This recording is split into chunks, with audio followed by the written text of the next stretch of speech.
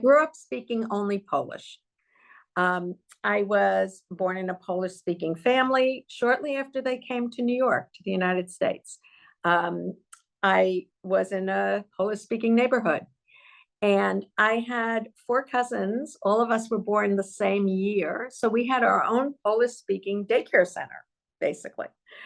And then you fast forward 5 years, and my parents sent me to a Jewish day school, which was very common actually for survivors to choose at that time. And I was very grateful that they chose it. And the problem, though, was the only 2 languages spoken at that school were English and Hebrew. So I had an English teacher.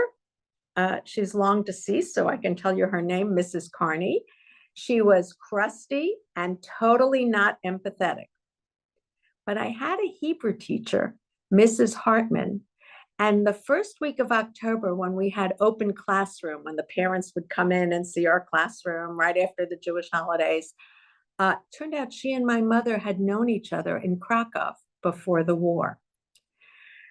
And Mrs. Hartman was my connection to making it through that year, to learning English and Hebrew, and to really finding a home at the Jewish Day School, much like I hope students today find their home all the time at Slifka.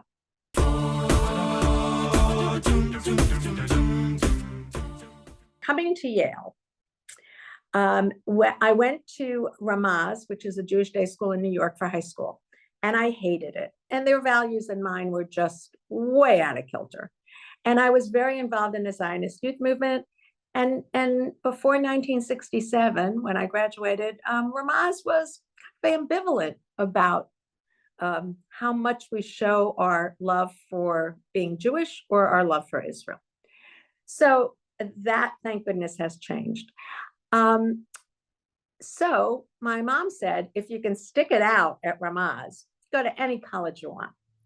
And I picked Bennington, a small liberal arts college in Vermont that looks more like a farm than a college, heavily in the arts. And I wasn't that good an artist, but I loved the arts. So I spent 2 years at Bennington, and in the second year, Kingman Brewster said, I think we're going to open the door to some women at Yale. And an application came across my mail. We used to get snail mail. We didn't have email. And as a lark, I actually applied. I didn't think I was going to go to Yale. I didn't know that much about Yale. I came to visit Yale, and I said, wow, if I can make this application work, this is a great home for me. So that's how I ended up at Yale. And it's thanks to 2 people who really deserve a shout out. One is a Jewish woman. The 2 people are Sam Chauncey, who still lives in New Haven, and Elga Wasserman. And they were the 2 people. Sam was the secretary of the university at that point. It was a very powerful position. A young man, not much older, maybe 15 years older than those of us he was considering for the university. And Elga was tapped as an assistant to President Brewster. And she was a PhD in chemistry, married to a well-known professor on the campus. She was teaching. But she really had an affinity for the whole idea of opening Yale to women.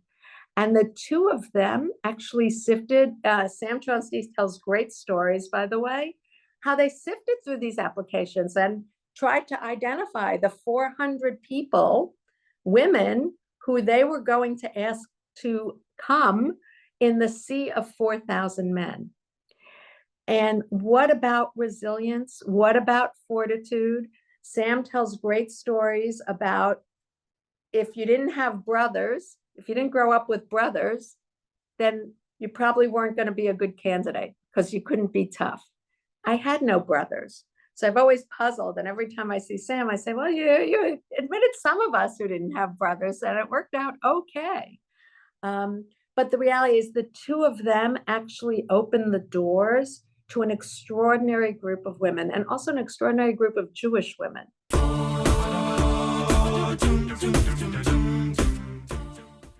Now, there was no Slifka. There was no home for Jews at all on campus. The Hillel rabbi was a great guy named Dick Israel. But Friday night dinners were in a cavernous basement in a not safe area to walk to all the way down Crown Street. In those days, you didn't walk all the way down Crown Street. So I went once, and then I said, this doesn't feel like vibrant Jewish life on campus. So the Jewish women on campus, we got together accidentally in classes. We got together accidentally by inviting each other to our homes, those of us who lived locally during the Jewish holidays. And we got together because in those days, there was anti-Israel agitation on campus. So remember, it's after 67, it's 1969, 1970, 71. But the agitation was very quaint. It took the form of debates. That's how agitation happened in the 70s. And it was a period of a lot of anger and confrontation in those debates, but they were in debates. And what happened was a lot of us met each other because we had been in debates in high school. This was something we knew how to do. And that brought us together. And for several of those women, this is 50 plus years later, Catherine Ross and Priscilla London and me, we're still friends. The Women's Center was just beginning to be pulled together. And again, Elga Wasserman, she was running an office. Kingman Brewster asked her to run an office that women could come to with their ideas and to help kind of more fluidly kind of make this experiment work. And she was really instrumental in pushing the Women's Center. There was another woman in town, Miriam Botwinick Horowitz, and her name is on the Slifka wall.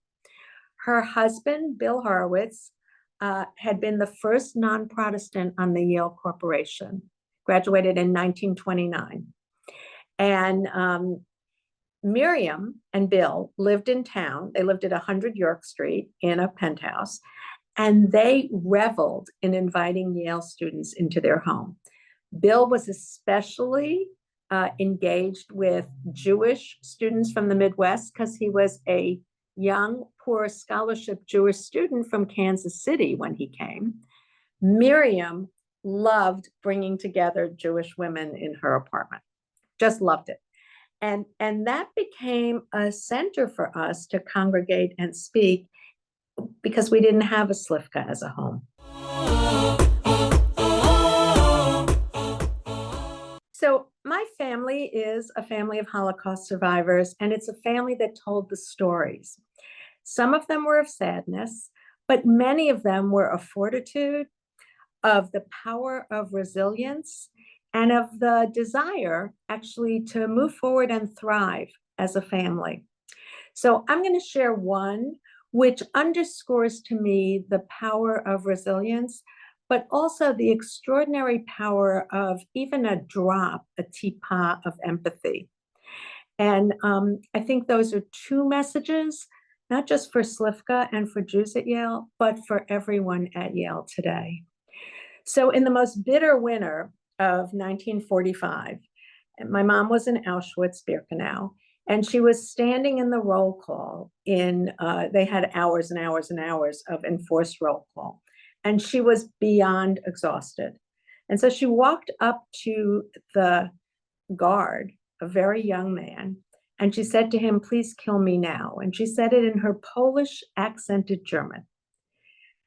And he looked at her furious with these bright blue eyes and said to her, "Get yourself back in line now.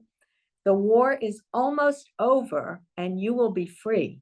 Just get back in line right now."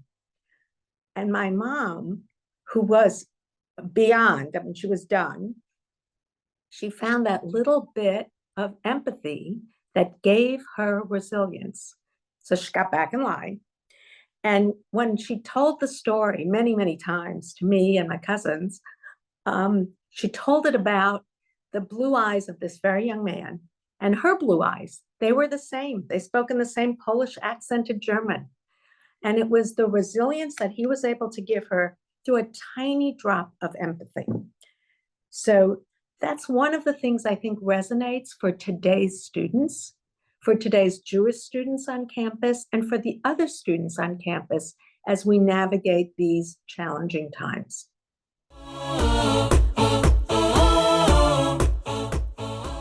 We have a Holocaust Memorial in New Haven. It was the first one conceived and built on public land in the entire country.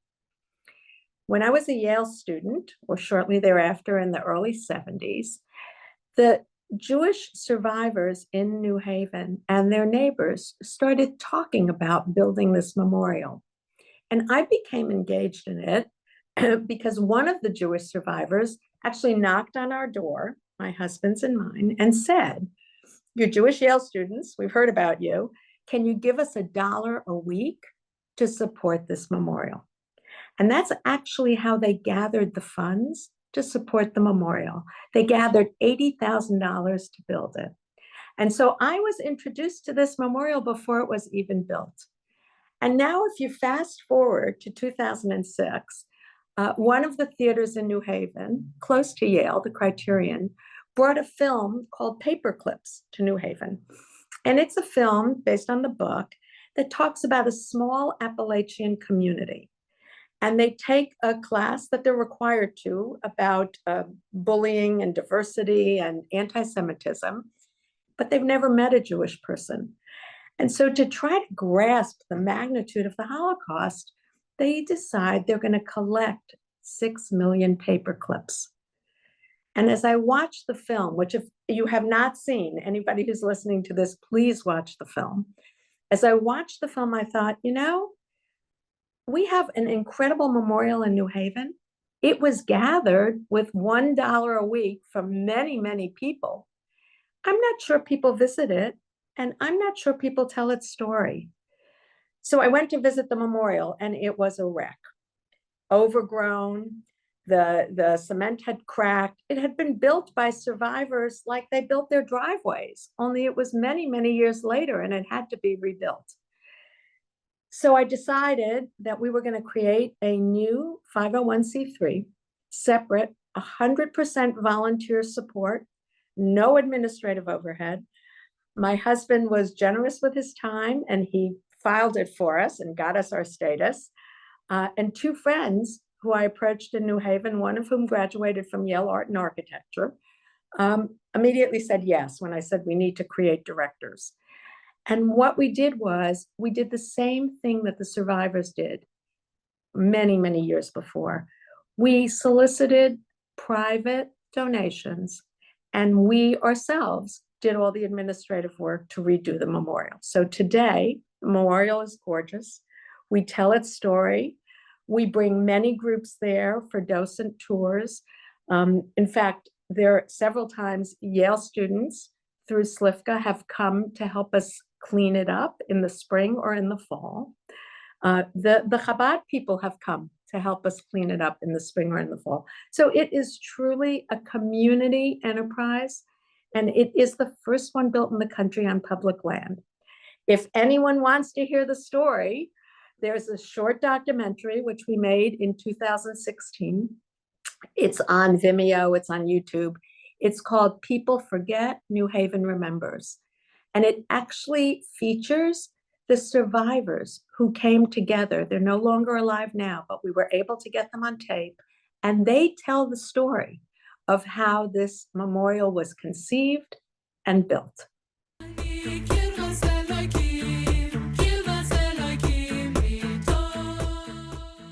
Wow. So when I think about it, the lockdown of 2020, right? The uncertainty of 2020 and 2021. So uncertainty, interruptions, probably isolation, and really needing to pivot our lives in fundamental ways that we had never, any of us, I think, expected.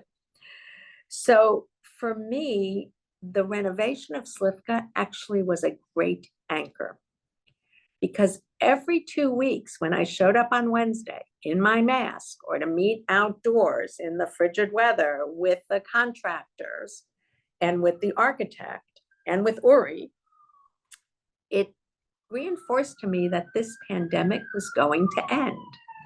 because you don't renovate a building if the pandemic is not going to end.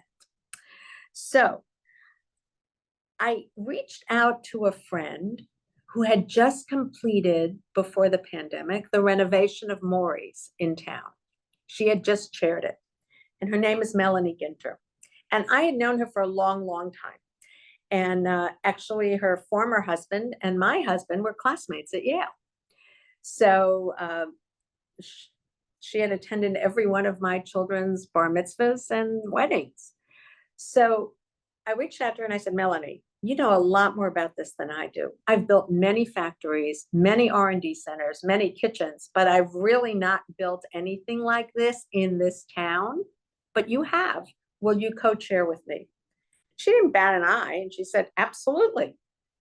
And so every 2 weeks, we would meet on site. We would speak on the phone. We would trade ideas. We would be on Zoom calls with the architect. And that's what grounded me. And I think also grounded Melanie to say this pandemic, like all pandemics, will end. I was not yet on the board.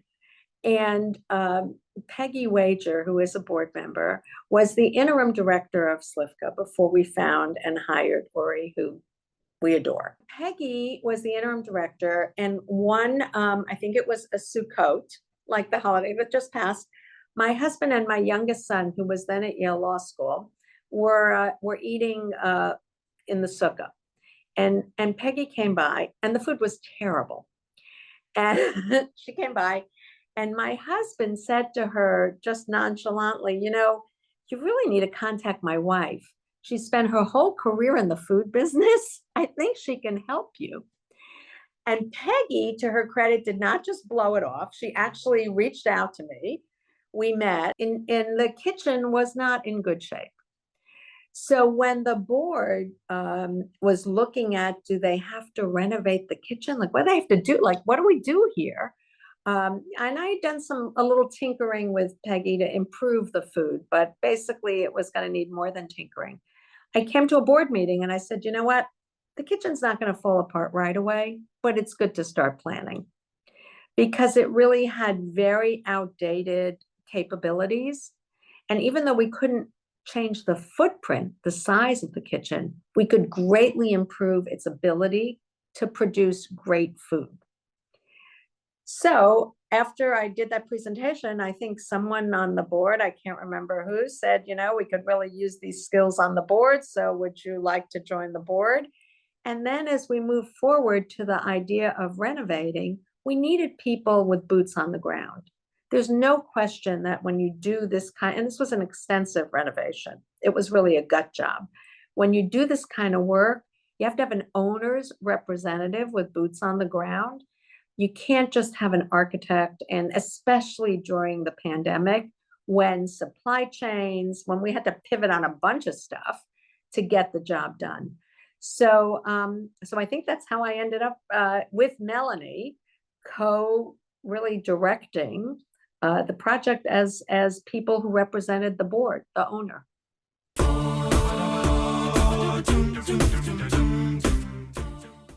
To me, Slifka is a home, and a home is a game changer. And it's a game changer not just for the Jewish students who arrive on campus, of course, the Jewish women, now that there are so many of us, which is great, but it's also a home that can articulate our relationship to the larger Yale community and to the Yale administration. It is a game changer. And you know, there's an expression in Hebrew. It is Bayit Ne'eman B'Yisrael, and it means a lasting and truthful home in Israel. Well, I would say Slifka is our Bayit Ne'eman B'Yale. It's our lasting, truthful home. It's our home on the Yale campus. And that's what I hope Slifka keeps as its center point as we go forward.